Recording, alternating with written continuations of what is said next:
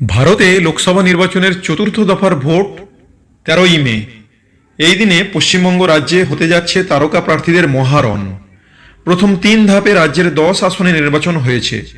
এর মধ্যে তারকা প্রার্থী হিসেবে সিপিএমের রাজ্য সম্পাদক মোহাম্মদ সেলিম ছাড়া তেমন কেউ ছিলেন না। চতুর্থ দফায় অনুষ্ঠেয় 8 আসনের নির্বাচনে প্রথম তারকা প্রার্থীদের দেখবে পশ্চিমবঙ্গের মানুষ। 13 মে যে 8 আসনের ভোট হচ্ছে সেগুলি হল বহরমপুর, কৃষ্ণনগর, রানাঘাট, বর্ধমান পূর্ব, বর্ধমান দুর্গাপুর, আসানসোল, বীরভূম ও বোলপুর। এসব আসনে তারকা প্রার্থীদের মধ্যে রয়েছেন সাবেক ক্রিকেটার ইউসুফ পাঠান, কীর্তি আজাদ, শত্রুঘ্ন সিনহা, কংগ্রেস নেতা অধীর চৌধুরী, মহুয়া মৈত্র, রাজমাতা অমৃতা রায়, অভিনেত্রী শতাব্দী রায় ও বিজেপি নেতা দিলীপ ঘোষ। চতুর্থ দফায় এসব প্রার্থীদের মধ্যে জমজমাট লড়াইয়ের আভাস পাওয়া যাচ্ছে। বহরমপুর আসনে মূল প্রতিদ্বন্দ্বী হলেন কংগ্রেসের রাজ্য সভাপতি ও 5 বারের নির্বাচিত সংসদ সদস্য অধীর চৌধুরী। অধীর চৌধুরী বলেছেন বহরমপুরের মানুষ এবারও তাকে সংসদে পাঠাবেন, হারলে তিনি দল ছাড়বেন, বাদাম বেচবেন। এই আসনে অধীরের মূল প্রতিদ্বন্দ্বী সাবেক ক্রিকেটার ও গুজরাটের মানুষ তৃণমূল কংগ্রেসের প্রার্থী ইউসুফ পাঠান। তিনি নবাগত। মমতা এর আগে রাজ্যের বাইরের প্রার্থীদের বহিরাগত হিসেবে চিহ্নিত করলেও এবার তিনি 3 ভিন রাজ্যের প্রার্থীকে মনোনয়ন দিয়েছেন। এখানের বিজেপি প্রার্থীও বেশ শক্তিশালী। তিনি স্থানীয় চিকিৎসক নির্মল সাহা। ফলে এই আসনেই লড়াই হতে পারে ত্রিমুখী। নদিয়ার কৃষ্ণনগর কেন্দ্রে মূল লড়াই হবে দ্বিমুখী, তৃণমূল ও বিজেপির প্রার্থীর মধ্যে। তবে এই কেন্দ্রে ভাগ বসাতে পারে কংগ্রেস বাম জোটের প্রার্থীও। এই আসনে তৃণমূলের প্রার্থী সাবেক সংসদ সদস্য মহুয়া মৈত্র, বিজেপির কৃষ্ণনগর রাজবাড়ির রাজমাতা অমৃতা রায়। মহুয়া মৈত্র তৃণমূলের তারকা প্রার্থী হলেও সম্প্রতি তার বিরুদ্ধে ঘুষ নেওয়ার অভিযোগ উঠেছে। তিনি সংসদে ঘুষের বিনিময়ে প্রশ্ন করেছেন বলে অভিযোগ। ওই ঘটনায় তিনি সংসদ সদস্যের পদ হারিয়েছেন। কৃষ্ণনগরের তৃতীয় প্রার্থী হলেন কংগ্রেস বাম দলের সিপিএম প্রার্থী SM সাদি। তিনিও লড়াইয়ে সামিল হতে পারেন। এবার আসানসোল আসনে লড়াই তৃণমূল ও বিজেপি প্রার্থীর মধ্যে। এই আসনে তৃণমূলের প্রার্থী বলিউড তারকা শত্রুঘ্ন সিনহা। তিনি দ্বিতীয়বার এই আসনে লড়ছেন।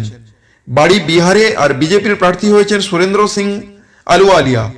তিনি বর্তমান সংসদ সদস্য, পশ্চিমবঙ্গের স্থায়ী বাসিন্দা। বিয়ে করেছেন বাঙালিকে, ভালো বাংলা বলতে পারেন তিনি। এই আসনে সিপিএম এর প্রার্থী দলের নারী নেত্রী জাহানারা খান। বীরভূম আসনে তৃণমূলের হয়ে লড়ছেন অভিনেত্রী শতাব্দী রায়। এই আসনে তিনি আগে 2 বার জিতেছেন। এবার তিনি কঠিন লড়াইয়ের মুখোমুখি, কারণ বীরভূমে তৃণমূলের দাপুট নেতা অনুব্রত মণ্ডল দুর্নীতির মামলায় কারাগারে। নির্বাচনের মাঠে তার প্রভাব অস্বীকার করার উপায় নেই। এই আসনের বিজেপির প্রার্থী দেবতনু ভট্টাচার্য, আর কংগ্রেস প্রার্থী করেছে মিল্টন রশিদকে। তিনিও নবাগত। তবু বলা যায় এই আসনে লড়াই হবে তৃণমূল বিজেপির মধ্যে। বর্ধমান দুর্গাপুর আসনে লড়ছেন তৃণমূলের প্রার্থী সাবেক ক্রিকেটার কীর্তি আজাদ। তিনি বিহারের বাসিন্দা। একসময় তিনি কংগ্রেসে ছিলেন, সংসদ সদস্য হয়েছিলেন। তার বাবা ছিলেন বিহারের সাবেক মুখ্যমন্ত্রী ভগবত ঝা আজাদ। কীর্তি আজাদ তৃণমূলে যোগ দিয়ে বর্ধমান দুর্গাপুর আসনে মনোনয়ন পেয়েছেন। তার প্রতিদ্বন্দ্বী রাজ্য বিজেপির সাবেক সভাপতি ও বর্তমান সংসদ সদস্য দিলীপ ঘোষ। দিলীপ ঘোষ মেদিনীপুরের সংসদ সদস্য থাকলেও দল এবার তাকে বর্ধমান দুর্গাপুর আসনে প্রার্থী দিয়েছে। এখানে সিপিএম এর প্রার্থী সুকৃতি ঘোষ। একসময় এই আসনে সিপিএম এর ব্যাপক প্রভাব ছিল। এখন অবশ্য সেই অবস্থা আর নেই। তবু লড়াইয়ের দৌড়ে থাকবেন সিপিএম প্রার্থী। বিশ্বকবি রবীন্দ্রনাথ ঠাকুরের স্মৃতি বিজড়িত বোলপুর আসনে লড়ছেন তৃণমূলের বর্তমান সংসদ সদস্য অসিত মাল, বিজেপির প্রিয়া সাহা এবং সিপিএম এর শ্যামলী প্রধান। এখানেও লড়াই হতে পারে তৃণমূল বিজেপি প্রার্থীর মধ্যে। নদিয়ার রানাঘাট আসনে এবার লড়ছেন বিজেপির বর্তমান সংসদ সদস্য জগন্নাথ সরকার, তৃণমূলের মুকুটমণি অধিকারী এবং বাম কংগ্রেস জোটের প্রার্থী সিপিএম নেতা অলোকেশ দাস। বর্ধমান পূর্ব আসনে এবার লড়ছেন তৃণমূলের নতুন এক প্রার্থী। তিনি এলাকার জনপ্রিয় চিকিৎসক শর্মিলা সরকার। তার প্রধান প্রতিদ্বন্দ্বী প্রখ্যাত লোকসঙ্গীত শিল্পী অসীম সরকার। আর সিপিএম এর প্রার্থী হয়ে লড়ছেন নীরব খাঁ।